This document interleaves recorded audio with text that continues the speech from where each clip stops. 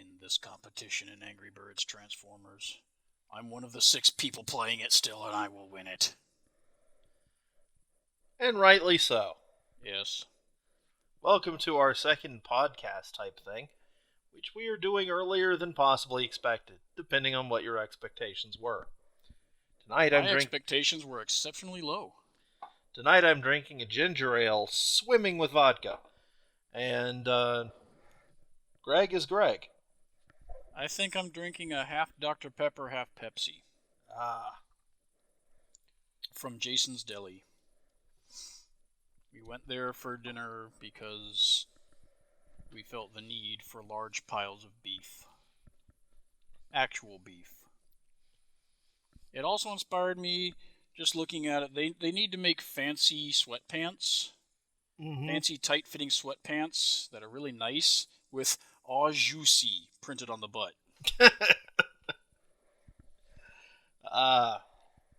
There's a mental image for you. Yeah. I am, this week it is Bottom Shelf Vodka. Bottom Shelf Vodka for when the destination is more important than the journey. So it's all about the bottoms. Absolutely. Today. Speaking of bottoms, Twitter. Wait, Twitter? Yes. Twitter has bottoms now? Twitter is the bottoms. Oh. It is the bottoms of the barrels. Should we be kink-shaming Twitter? I don't think that's right. Well, we should probably Nazi-shame them and harassment-shame them. But no, they make Vine go bye-bye. Oh, yeah. Did Twitter own Vine? I was never really... I believe that is the case, yes. Okay. I'm not familiar with the feudal politics of social media apps. And the tech boom, who owns what. I saw running around, I don't know if this is a joke or not, but apparently Pornhub made an offer on Vine. Which is pretty damn funny, if it is true. Hey. Twitter is apparently hemorrhaging money because nobody wants to buy them because they seem to have a bit of a problem with Nazis and just general awful harassment and not doing anything about it. Have anything remotely close to copyrighted content on, something from the NFL and they'll shut you down too sweet. Post open death threats and a woman's address on him. Yeah. You've got 2 options in the modern computer world. If you're Wild West, you have to be absolutely Wild West. And if you're the type of thing that can manage to crack down on every little DMCA sniglet, then you need to be able to handle somebody who's yelling various expletives at the top of their lungs in unison in one direction. Yeah. But that's kind of the big thing right now. That's why everybody's seeing 28 billion Vines everywhere. A little sad because I was thinking that was on the to-do list. Mm-hmm. Do some Vines, clip out some short bits from our videos, make quick Vines, but I guess we won't be doing that. Yep. Well, unless something happens and Vine is reborn. I doubt I doubt that they won't sell it to somebody. I mean, somebody's got to grab that. And even if it's Pornhub, there's no guarantee that Pornhub will just make it into another porn service. Oh, yeah, I'm sure. I am pretty certain that if they make the offer, they would be idiots to not leave Vine basically as is. Well, yeah, you could. It's not like you can't find porn on Vine as it is. Right. And all they'd have to do then is just copy over their code and have a second set of isolated servers for porn Vine. Yeah. For the people who just want to do it for that purpose. I'm trying to think of a good Vine sex pun, but nothing's coming to mind, so we'll just move on. Something about Tarzan. Anyhow. This week, our general loose topic structure. Speaking of Vines, is built around David Pumpkins. David Pumpkins, yes. Okay, we're just going to briefly talk about this. David Pumpkins is Barely talk about hilarious. it. Yeah. You need to watch it now before someone spoils it for you. It's on YouTube. Just type in David Pumpkins. It's the SNL sketch. Tom Hanks. You will not regret it. Or maybe you will. You may regret it slightly, but you should appreciate it. If you put And up that's with all our we'll bullshit, I mean, this is, at least, twice as good as anything we've ever done. No. Today's loose topic is stuff that didn't quite hit. Stuff that was good, but unsung. What started us off on this? I don't. It's. I went through and I watched all of Sym-Bionic Titan, the Genndy Tartakovsky cartoon from the early 2000s era. I've seen like one episode of it. It is a show that it happened. My thought coming away from it is that it happened in the wrong time. It is the type of show that if they had done it now in the new 11-minute format that everyone likes, it would have probably done very well, because a lot of its elements are very well tuned to that modern 11-minute Steven Universe regular show. We're aiming at adults and kids at the same time kind of thing. Yeah, my impression that I walked away with. I mean, I saw it in a hotel. I don't remember what trip I was on. It was just on TV, and I remember it being very slow. There are a couple of episodes that are extremely slow, and it's partially because Genndy Tartakovsky loves his Samurai Jack-esque atmosphere building things, but he has no restraint with them. So if he feels that he needs to pad out 8 minutes of a 22-minute episode with a pointless chase scene to build tension, he'll do it. Whereas most cartoons understand that children have a limited attention span.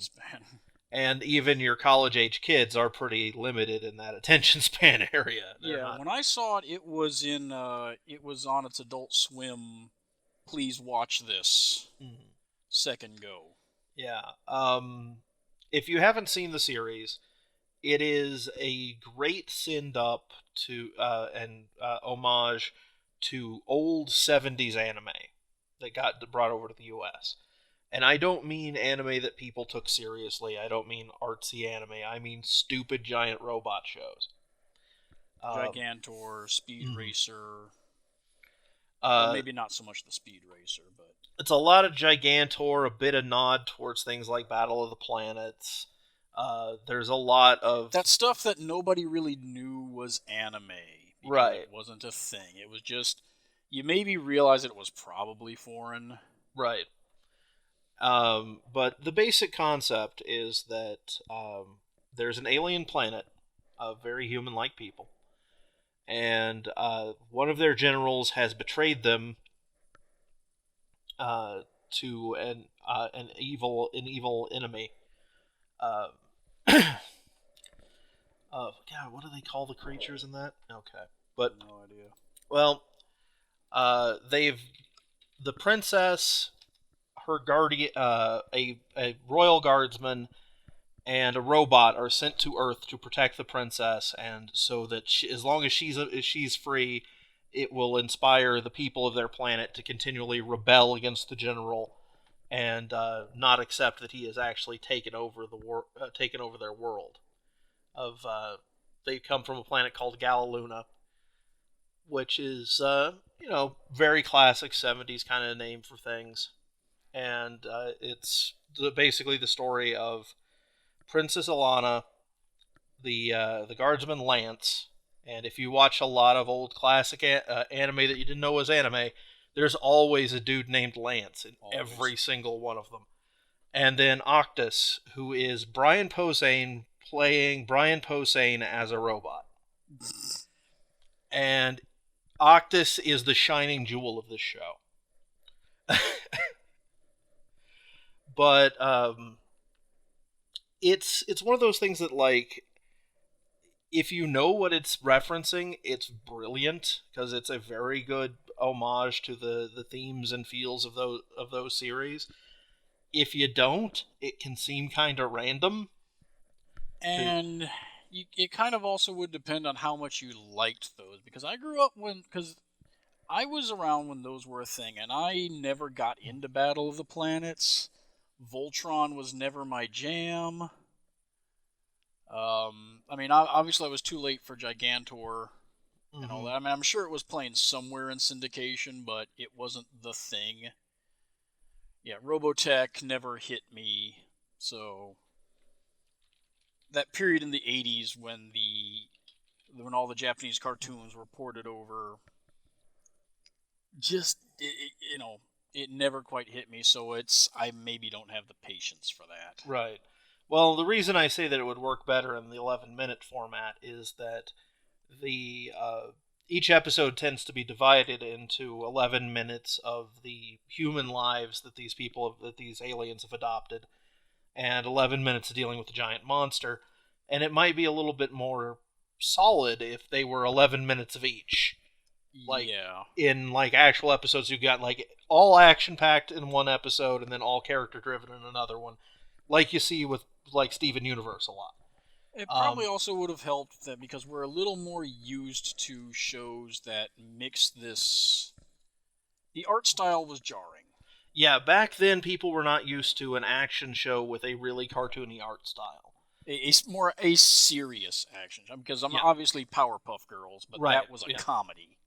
But this is a very serious show. It does not. It's not gag driven. It's actually got quite a bit of melodrama. Which compared with the.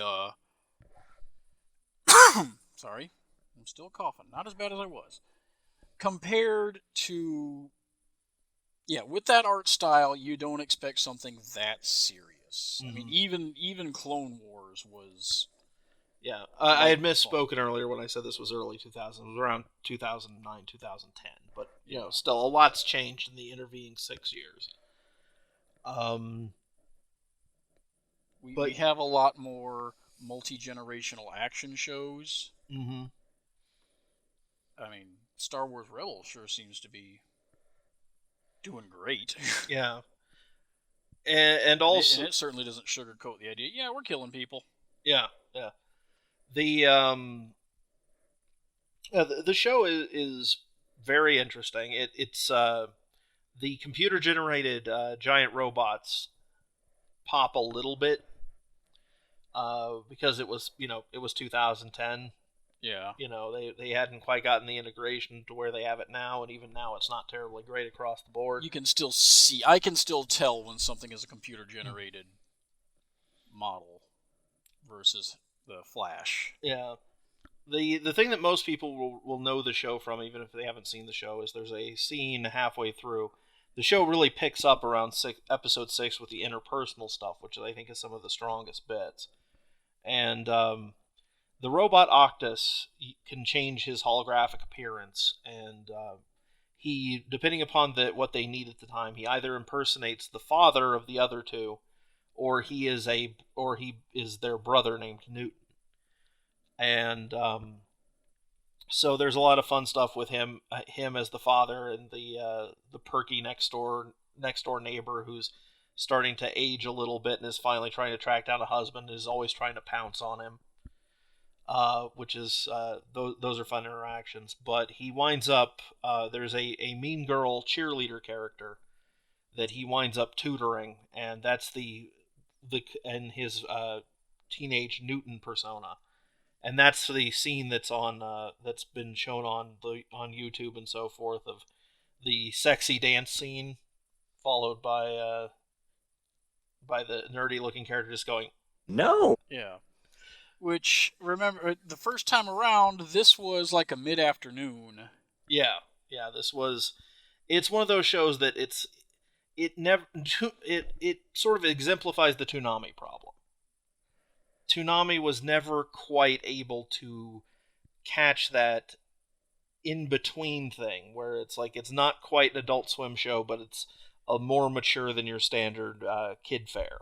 There was quite a lot of that going around through, and actually, to a degree, still is, I think.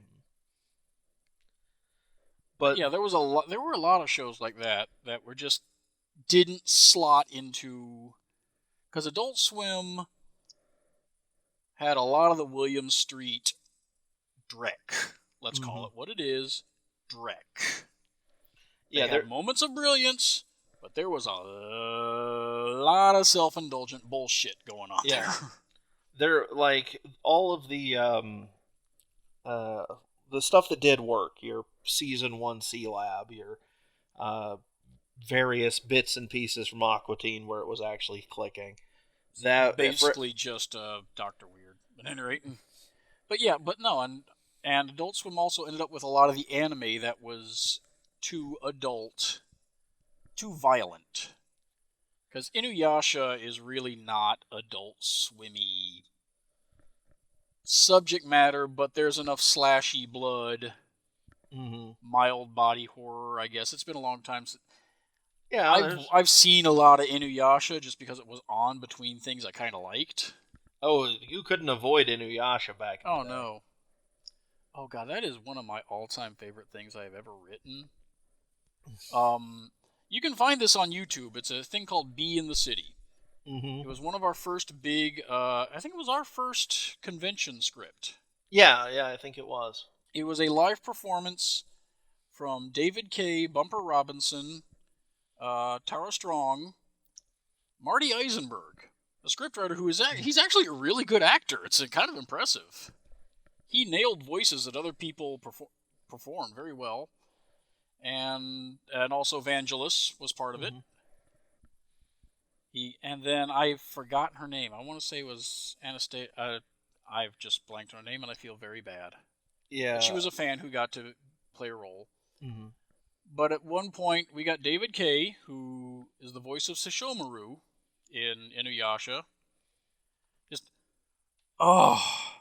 That took longer than an Inuyasha story arc. And watch him, and when you watch the video, watch him. He does this little fist bump, like "fuck yeah!" Just seeing him appreciate that line was very beautiful, and I'm very proud of it. And I'm self-indulging, but let's move on. Yeah. Adult Swim had that real problem where there was a lot of stuff that was too adult to put on their kid blocks. But not Adult Swim type adult. Not adult enough for... Yeah. Case Closed is one of my favorite examples of that. Now, part of that, admittedly, is because the tone of that series swings so wide. Yeah. I mean, there's a ton of brutal, gruesome murders going on in that one. Yeah, it is. It does kind of feel like the Scooby-Doo kids are stumbling across the Son of Sam murders. Yeah. One of the ones that really had me like, what the shit is going on here? For those who don't know, Case Closed, also, I think it's called Detective Conan, or at least that's one of the names. Yeah. There's a super brilliant teenager detective who solves crimes, and he was on the track of something, and he got poisoned. Somehow this poison turns him into like a 10-year-old. Gives him the body of a 10-year-old. I don't know. It seems like an overwrought conceit, but we move on. Right. So as he kind of plays the Penny and Brain to a bumbling detective's Inspector Gadget, he gains some 10-year-old friends and all that, and da-da-da. And there is an episode where they're all playing, and they play hide and seek, and the girl of the group, for whatever reason, decides to jump into an open trunk of a car. Never do this, children. Especially when it looks like there's a bag which contains, among other things, a little girl's severed head. For kids. Yeah. And the whole episode is them trying to track this car down with the girl inside and what seems to be a dismembered corpse. And in the end, it turns out that it was a prop, and they were going to perform in a play. But in some of the episodes, it really is a corpse. Oh yeah, no, most of the episodes, there's a legit corpse. There's legit straight-up murder, beheadings, gruesomeness, die in a fire. I mean, it is by and large. I mean, there's kid episodes back here and there, but yeah, the violence level puts it above. Honestly, the violence level puts it above most of what they could get away even in a Toonami block. Yeah, yeah. It was a series not shy about dismemberment. Yeah, and that was the thing, though, is that it also had the disadvantage that it was not fantasy violence. It was very much real-world kind of CSI violence. Yeah, in a you lot of couldn't do cases. the "I'll send you to another dimension" bullshit that Dragon Ball liked to pull. Or like what they did on Sym-Bionic Titan was just establishing that the Mutrati were so alien that it was okay to kill them. The Mutrati monsters, they have no problems slaughtering them. Yeah. But you see a lot of people, get shot and go down in the battle scenes on Galaluna too. It's just how they frame it and how they work it. But Yeah. it's a whole lot of difference between somebody going down from a laser shot and somebody getting hit with an actual bullet. Yeah. There's broadcast standards and practices usually has a term for it, which is imitatable acts. Yeah.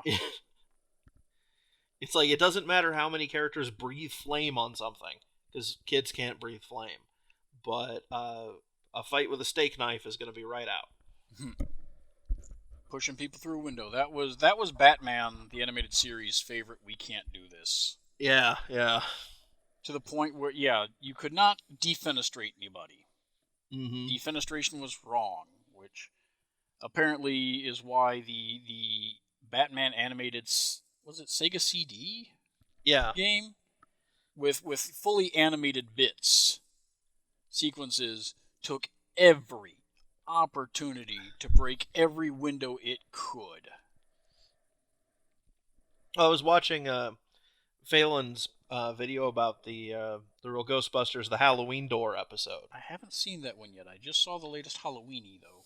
Yeah, and it was a primetime special, so J. Michael Straczynski got to do all the stuff he never got to do in any other time, such as have a character be mean to a child, and Peter going on dates, and all the types of stuff that the network normally says was not cool. He was able to do. Impressive, because I can think of several things offhand that I'm impressed. Well, I guess there was a difference between syndication and the network. It was this was like, especially all the stuff that had been put down by the meddling network people. Yeah, the syndicated stuff, but like let's see, like he named one of the characters after Aleister Crowley. He one of the characters tells a kid to it says something mean or dismissive to a child. Peter gets to be lecherous. There's a whole bunch of different stuff that goes on. And but it's pointed out that even though they did all that stuff in that episode, when they cut the thing down to play during the normal TV blocks, they didn't cut any of that stuff out. So obviously it wasn't really a big problem. It was just, the people sending notes have to have something to complain about. Once it's done, they're not going to spend that much time chopping it up. That's too much effort. Yeah, and a lot of shows wind up getting killed by this thing where they can't quite hit the right audience, or the audience doesn't quite...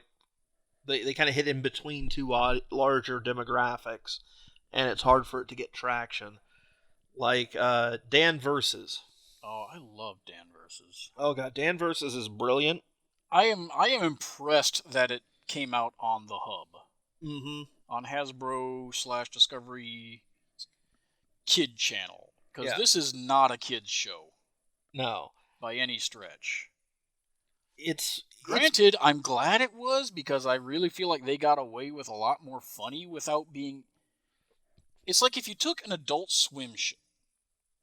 Tell you what, you explain the premise and I'll explain what it feels like.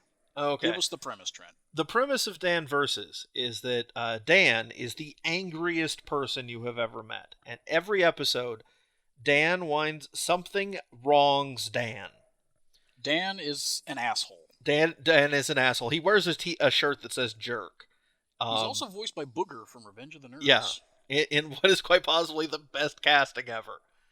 And so at some point, something, either a person or a concept or an object, wrongs Dan, and Dan sets out to revenge himself upon this thing. What was the first episode? The first episode is Dan versus the Wolfman. No, Oh, it's not. It's Dan versus... What state was it? He declared Dan versus New Mexico. New Mexico, yes. Yeah. New Mexico has wronged him. Yes. The state of New Mexico. It's usually something happening to Dan's incredibly shitty car. And then he grabs his friend Chris and drags him along on his elaborate, mean-spirited revenge plot. Chris is voiced by Dave Foley in full gormless schmuck mode, and it is amazing. And his wife is a secret agent, but that nobody knows. And the whole series is just something wrongs Dan, and then Dan sets out to revenge himself. And they're about 50-50 on whether Dan is righteous in his revenge or petty. Because in this case, what he went to stop in New Mexico, while not related to him, is what he said was going on. Yeah. We'll let you dig it up and watch it. But yeah, when he blames a dentist for putting a defective crown that would eventually fall apart, turns out the dentist is in fact a supervillain. Mm-hmm. A legitimate supervillain.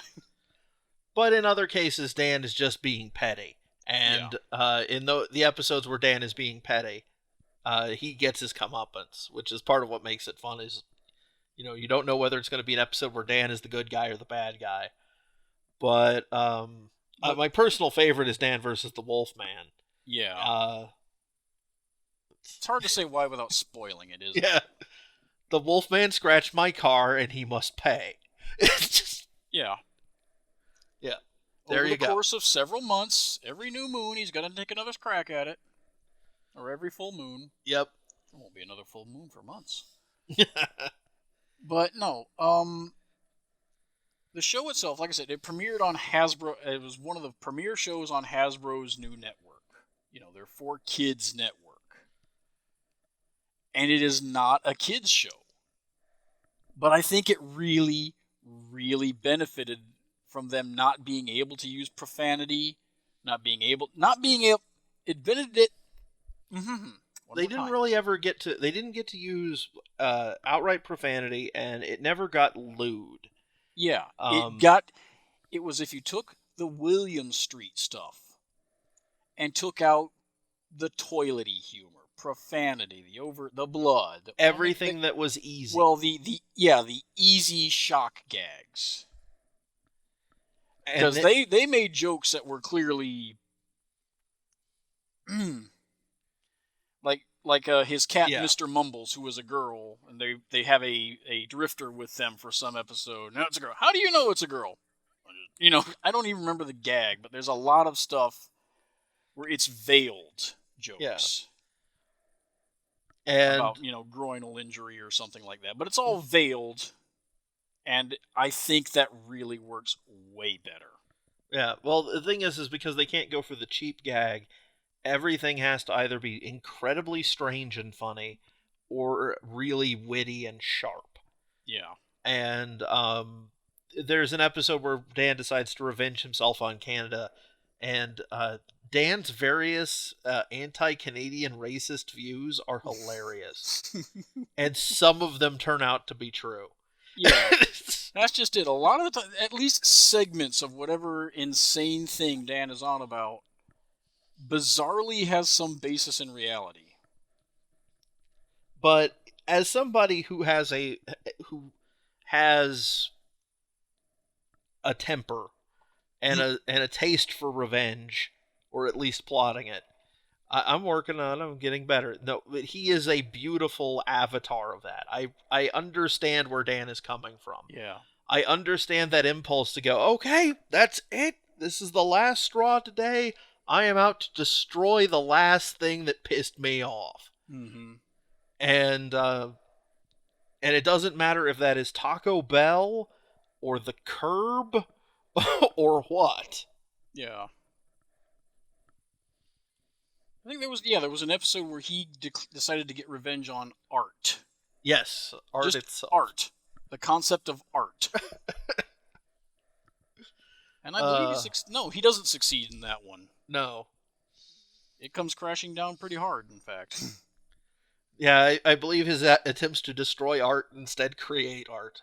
Yeah. So, but but no, yeah, you can find that. I know they released at least most of. I think they released the. Hang on, I've got one of the DVDs. It's over on the shelf. I want to say they released like the entire season 1 on DVD. I can't see it from here. But it's definitely worth checking out. Yeah. And but this isn't just something that happens to cartoons. I mean, if anybody ever liked anything Bryan Fuller did that was not Hannibal, um, yeah, you got a season. Yeah, now we're going to kind of go into stuff where I have not watched TV. I don't do Netflix. I just haven't gotten around to it. It's very hard for me to sit and watch things, which is why a lot of the internet producer stuff is good, because it tends to be 10, 15 minutes. Yeah. Or in the case of, say, like the Brad Jones's midnight screenings, is that what they're called? Yeah. There's something I can turn on and listen to while I'm doing something else. Yeah. For an Well, hour.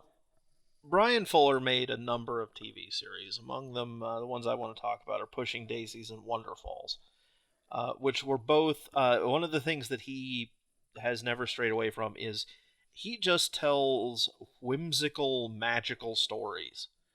And that kind of those kinds of conceits are kind of strange and jarring because of the way he tells them. He's kind of like a really upbeat Tim Burton. Like if Tim Burton wasn't all depressed and gothy, and probably without the racism. Yeah. The concept behind Wonderfalls is a girl gets a job at the Niagara Falls gift shop. And when she takes this job, she finds that she has the ability that inanimate objects in the shape of animals, and only inanimate objects in the shape of animals, so like toys, stuffed dolls, figurines, stickers, t-shirts, or whatever, they tell her to do things in cryptic short sentence bursts. And if she does them, it sets off these chains of events, almost Rube Goldberg like, that wind up setting up the conflict for the episode, but also resolving the conflicts and making the situation better. And so, like in the first episode, they have one of those things that makes the animal out of the waxy plastic, the injection molding.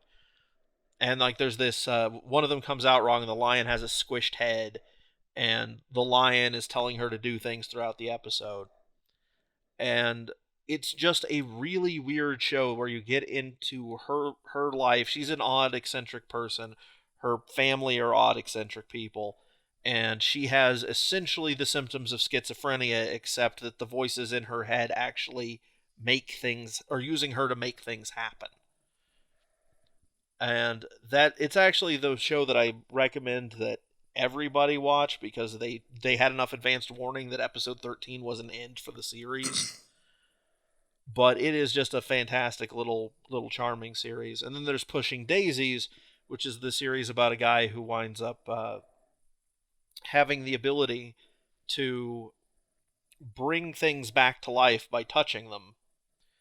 At least temporary, isn't it? Well, if he touches them a second time, they die forever. And so there's this whole thing where he resurrects this girl, and he and her have this kind of fall for each other, but they can't physically touch, because if they do, he'll kill her. Yeah. And that show is also another thing where it's a lot of very odd people. It happens in a cartoony kind of ramped up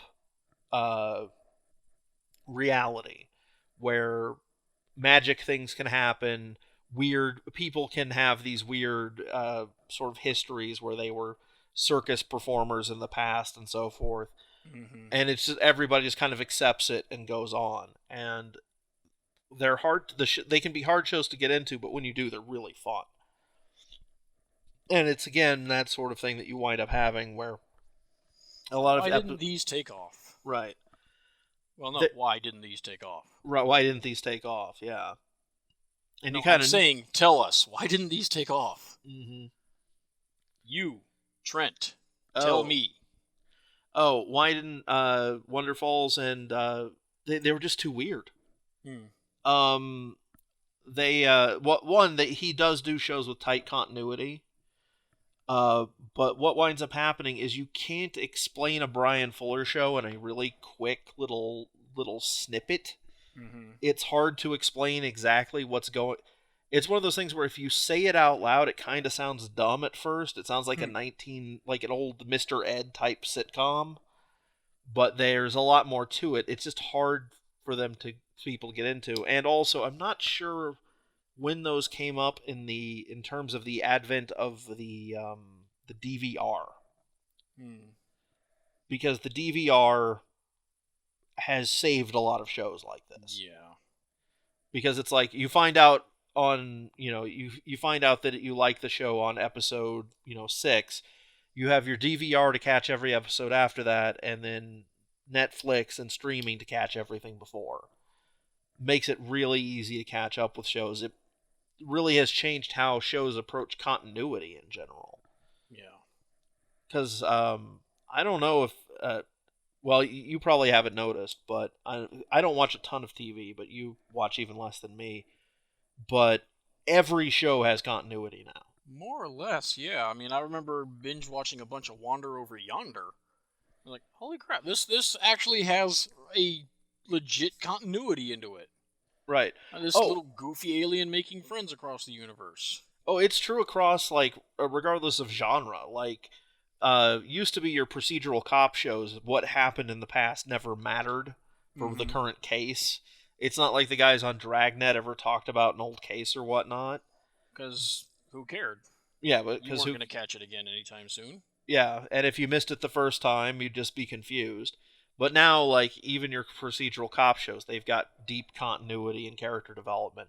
Your sitcoms have continuity now, where they talk about things that happened in old episodes, and almost everything is adapted a little bit of that soap opera genetics.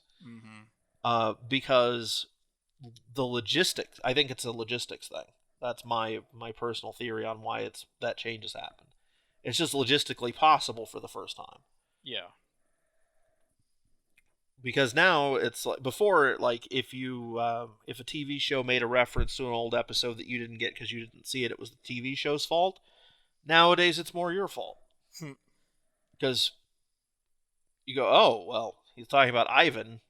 Well, clearly that they're talking about Ivan from third season, and if if I haven't seen that third season, I can just pop over to Netflix or buy it on DVD or whatever. Yeah. And I think part of that is also its continuity has become part of the business model. It keeps, I mean, friggin' Pokemon has continuity. Well, I mean, I don't know about the current one, but No, I'm pretty sure it's all. Oh, I'm not talking about. I was switching gears. Oh. Going to, like, say Scooby-Doo. I don't know if the current one has continuity, but the last one sure as hell did. Yeah. Well, I mean, even when it's not overt continuity, when there's not big story arcs, well, it does tend to be just ongoing themes that get resolved. Right. Also, back to Wander Over Yonder. The whole Lord Hater versus Lord Dominator versus Wander. It was incredibly episodic, but the nature of the relationships between those three changed. Actually, I still haven't seen the last couple episodes of that. I need to go dig those up.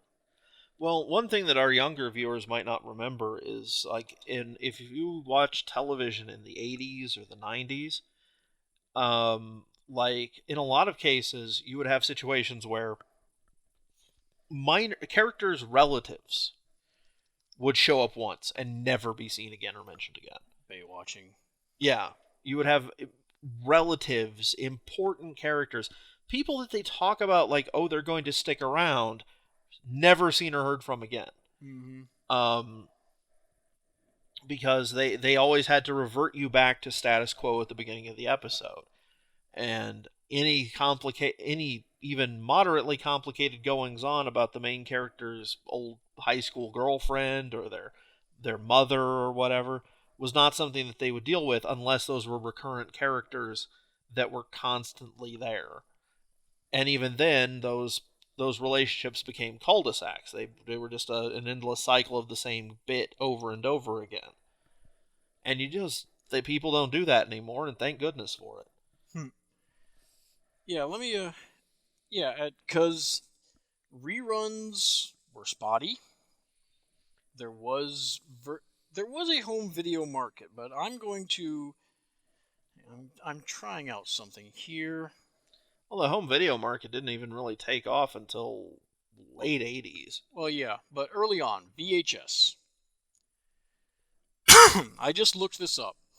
I just found an old ad for the Transformers, the original series, on video cassette. A 2-episode cassette. And this is in the 80s from Family Home Entertainment. A 2-episode cassette was $24.95. $24.95, and I'm being generous in saying that's in 1985 money. Mm-hmm. When you account for inflation and what the dollar is worth, that $24.95 in 1985 is approximately $55.40 today. Yeah. Acquiring a home collection of this meant you caught it on broadcast and recorded it to VHS yourself, or you shelled out a shitload of money, or you got nothing. Mm-hmm. And movies took upwards a year to get out of to go from out of the theater to onto VHS. Yeah, because they also had their period where they were on TV. Yeah. And you wouldn't get them on VHS until they were done with their TV runs. And if it was doing good business on HBO, it could be longer than a year before you got it on VHS. Mm-hmm.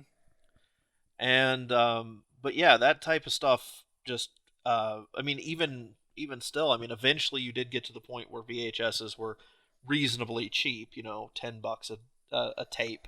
Then they tried to move to Laserdisc. That didn't work. Yeah. Laserdisc didn't work out.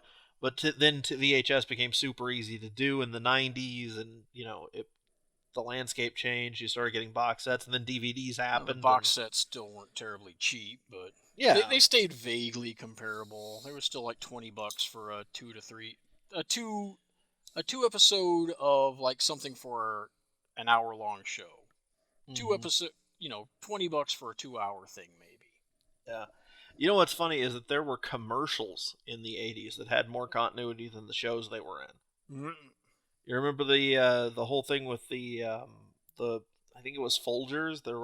It was Folgers or Maxwell House had these little snippets of a guy neighbor and a girl neighbor who are flirting over coffee. I don't remember that. I'm just mostly thinking of cereal mascots having continuity to their. No, there was they had a couple of coffee ads and stuff in the 90s. One of them had I know about because Giles from Buffy the Vampire Slayer was the guy. And they would do these, and it would always be this little bit of flirtation, so forth. Will they, won't they? And then they give you that in 30-second chunks over a couple of months. Like different ads in the sequence. Making in an effort to make the ads a form of drama that people would not skip over on their VHSs. Sorry, I'm just thinking of the old ads, and if you watched the Sci-Fi Channel at any point in the 90s, you saw the ads for the Star Trek Next Generation VHS sets. Oh God, those things were so crazy expensive. Oh, and they had the. There's a word I'm looking for. Exaggerated isn't quite it. Exaggerated does not sum it up enough. But there's a scene, and I think we may want to do a little splice in again because I think people need to see that I'm not making this up.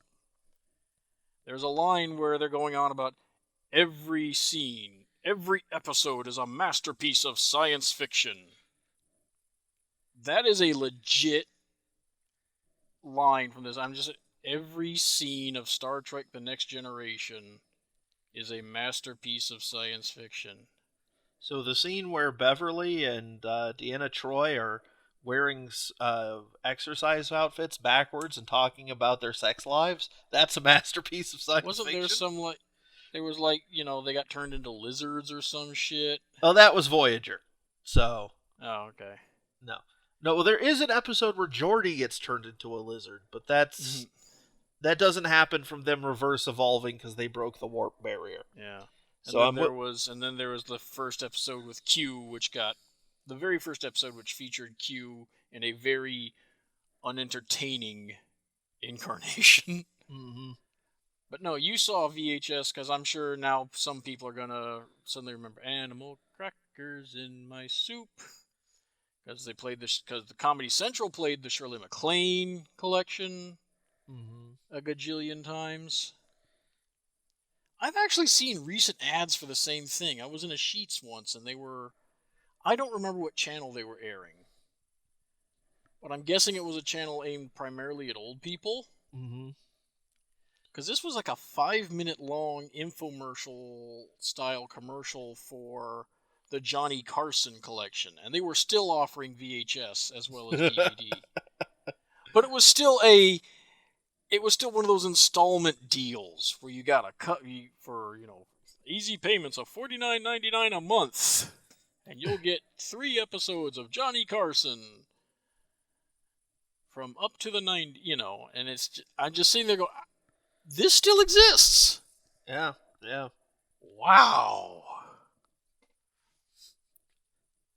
I think it's so alien to me, the idea that you would want like old episodes of a talk show. I mean, unless it was like very specific, like you were really into that particular guest. Well, there were also a lot of sketches and stuff. That's true. Yeah. I mean, Johnny Carson was a legitimately fantastic comedian and entertainer. Yeah. Admittingly, his style's a little bit old-fashioned for my tastes, but that's because he was ancient when I was young. Yeah. But no, I get the appeal. It's just odd to think that there's still enough of an audience for it. Mm-hmm. But there's a lot of interesting little artifacts from that time period. But Shit changed, yo. Yeah. I mean, to a degree, it's. I guess part of what the kind of can be the takeaway from this is that, in a twisted way, all of the talk about demographics and stuff, that there actually is a little bit of something to it, because if a show confuses its audience, if they can't nail down what they're getting, it can often kill the show. Yeah. It's one of those things where, typically you have to be able to have the show be something that somebody can describe to their friends without sounding like they're crazy or pretentious. And it's particularly difficult when you're transitioning in the audience ages, as you would say. Okay, well, let's see. What else is there? Well, actually, I think we've got a pretty good there's something summation. I kind of want to address briefly back to more animation. We may have seen the end of Rescue Bots, the kid-aimed Transformers series. Yeah, and that makes me sad. It is the longest-running Transformers cartoon series in the brand's history. It has outnumbered the original cartoon in number of episodes. And we may have just last weekend seen the final episode. We don't know. Right. It was ended in a way that's very. For those of you who have not seen it, it is a very charming little show. Mm-hmm. I think there's not even been an actual Decepticon in there. There's been probably was a Decepticon, but they never overtly call it a Decepticon. Yeah. And it's just a prankster mini-con running around doing graffiti. Yeah. But the show is actually, quite charming, very nice, and Yeah, the it ended in a way that feels like it could either be we need to change the status quo for new season, but if we gotta end it now, here's as satisfying and as ending as you're ever gonna get. yeah, I And the thought, showrunners on social media have not been shy with basically going, "Boy, yeah, it'd be great to have another season." So we don't know. It has not been said to be canceled. It is not or not canceled. It has not been said that they are not going to pick it up. mm-hmm. But they're in that we don't know yet limbo. And there is no toy news at the moment because Nobody virtually cares nobody gives about, about toy news about Play School lines, right. which is stupid because the line is fun. I own a decent chunk of it, but Well, it's like I'm actually kind of shocked that there's not more coverage of that type of stuff because of the stuff Imaginext does. It's like I would think that there would be at least a couple of people freaking out over the fact that Imaginext has a year one Goldar from Power Rangers on shelves right now, sized to fight the Megazord, actually. Yeah. So yeah, it's like, oh wow, that's interesting and hasn't been relevant since 1996. But 94, actually. 94, yeah. Well, I don't know how long Goldar lasted. Yeah. That first one was 94, 95, around there. Yeah. But yeah, it's It will be sad to see it go. We had a little bit of association with the brand super early on. Yeah, we did two of the storybooks that came with stuff. Before we knew there was going to be a cartoon. Yep. Yep. So our stuff strikes is somewhat acanonical now, but it was made before the cartoon was, and a lot of stuff hadn't been established just yet. But yeah, no, it was a fun show. Again, highly recommended. Go back and watch. Parvesh China as Blades is a goddamn delight. Yeah, he's fussy, he's nebbish, he's a bit of a snarker. Mm-hmm. Yeah, it's the line from one of from the latest episodes. So, Blades, you want ice cream? The answer is always yes. Blades, we don't cry. Speak for yourself. Oh, yeah, one thing I do like about Rescue Bots is it has introduced some very interesting new personality archetypes into the Transformers DNA. Mm-hmm. Because you'd think that they would just all be sort of kid versions of traditional Transformers tropes, and really they're not. No. The main characters are all very unique and very interesting. And the side characters tend to be a lot of... I like Quick Shadow. Yeah. Yeah. AKA River Song Super Spy. Yeah. I have my own fan theory about Quick Shadow, which is that she is not a rescue bot. No. Optimus Prime is like, okay, I found like the last 4 civilians from my species. I cannot have anything happen to these poor precious snowflakes. They are not ready for what's out there. Okay, Quick Shadow, you're just going to be here on the island. And if any Viacons or real Decepticons show up, you just quietly walk up, you snap their necks, and no one hears about it ever. And I swear that's why she's there. It's like, wait a minute. She's got a whole bunch of different aliases, and there's no such thing as covert rescue missions. And that's why, within 5 seasons, there has not been a single Decepticon targeting this super science island. Yeah. She's killed every one of them. It's like they don't come often, because I'm certain that the first one was sent back in pieces to make sure that they knew, like, look, you can mess with Prime and his people, but you do not mess with his cinnamon rolls, or he is going to unleash terror on you. But it's like, oh, there's this cache of Autobot technology and 4 Transformers there. Why is Megatron never gone to Griffin Rock? Because there's just certain lines you don't cross with Prime, man. And his precious babies are one of those lines. Yeah. Actually, it did remind me, because Steve Bloom is a major player in that one, and it just reminded me of something that I think most of the people who might listen to us probably have heard about this, but if you haven't, the Screen Actors Guild has gone on strike against a large number of Major League video game developers. And rightly fucking so. Yeah, the voice acting contracts for video games have not changed in 2 decades.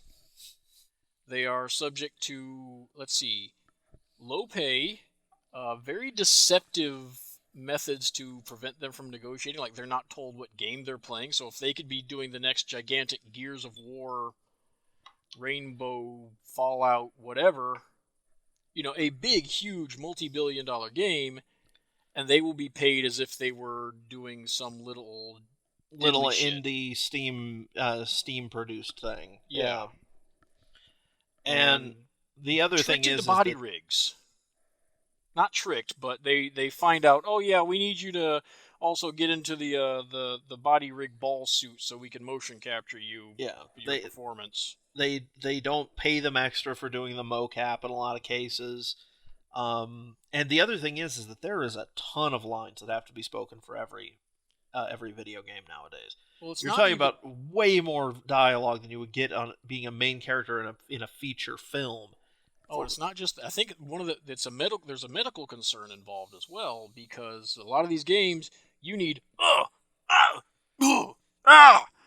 you need all those grunts and minor things. Otherwise, you will hear the same thing over and over. And so, just think about that.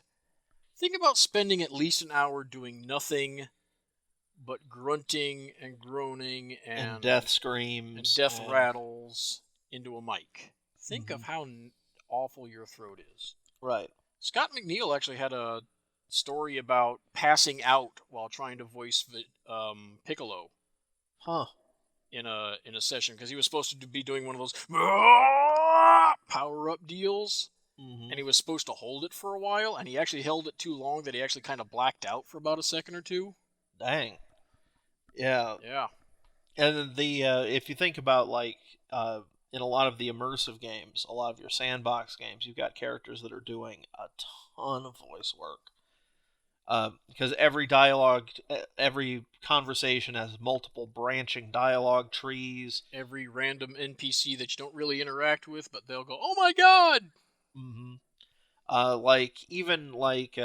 of the tricks that the company that makes the Fallout and Elder Scrolls games does is general NPCs. There's about 4 or 5 different voices per gender, and so a lot of characters kind of double up voices, so they can reuse the grunts from one character with another one and so forth. They can reuse the stock boring dialogue, "Oh, hi there, traveler," and things like that. But even so, I mean, that's still a ton of work, and the industry doesn't treat the people fairly. And the news media... You should put a linky-doo to the site in the descriptor of this one. Oh, yeah. The news media is, in a lot of cases, going, well, voice actors are making $800 an hour, and they want more. Or $800 a day. And it's like, yeah, but and then someone points out that that's one day a month. Yeah. Where you've been working for, say, 16 hours. And you're out auditioning for other jobs a lot of that other time. And yeah, I just pulled up the list of who's being struck against. And let's see, Activision. I don't know who Blindlight is. Court of Discovery Films. Disney character voices. Electronic Arts, because of course Electronic Arts. Formosa, Insomniac Games. Interactive Associates. Well, that's a dry name. Take-Two, VoiceWorks, and WB Games. Them's some biggie names. Yeah. Props to Bethesda for not being on that list. Yeah, But unless they belong to somebody else. yeah, that's true. Yeah, But something like Interactive Associates. yeah, Call of who knows what Beyond. that is? Oh, before we go, there is one last thing I want to mention. I recently did the opening video for a Kickstarter for a group called Hellscreamers. Mm-hmm. It is 3 3/4 space figures. They are doing. They have a very neat like retro 1980s design look. They look like characters that would be at home in something like say Air Raiders uh,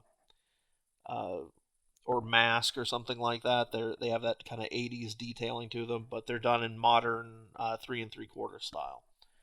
And so I'm going to be their Kickstarter is starting on the 1st or the 31st, I believe, and I'm going to put a link to that in the description as well. So if you like space figures in 3 3/4, something to check out. Okay, anything from you, Greg? No, I'm pretty much done. All right, well, thanks for joining us, and we'll see you soon. All right. Hey, Pipples, if you liked our nonsense, why don't you give us a like or a subscribe or leave a comment down there somewhere? You can also do us a big solid by joining our Patreon, where you'll get to join us for live streams, get early access to the newest videos, and other such things.